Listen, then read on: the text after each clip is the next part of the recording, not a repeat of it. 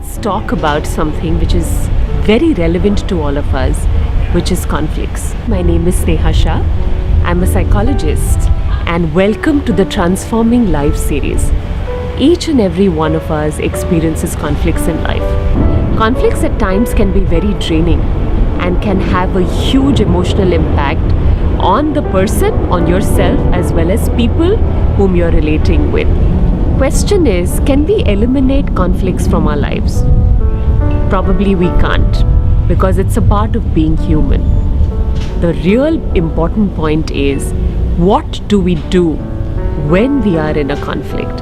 So whenever you're in a state of conflict and you're feeling emotionally really upset and you're in that difficult situation, there are two tips that can make a complete difference in the way you're dealing with conflict.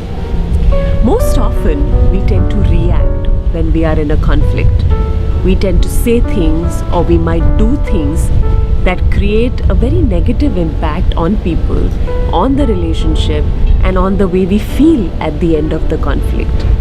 So the most important thing when we are in that state of emotional upset is to not react.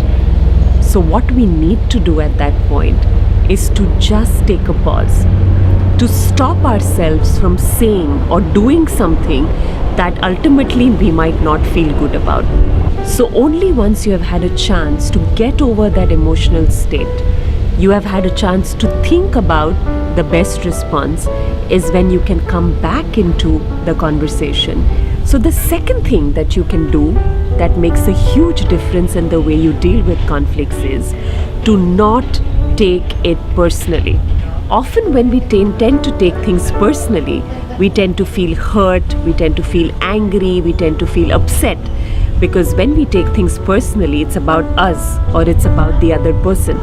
So the trick here really is to not take things personally, to not make it about us, but to focus on the issue that's at hand.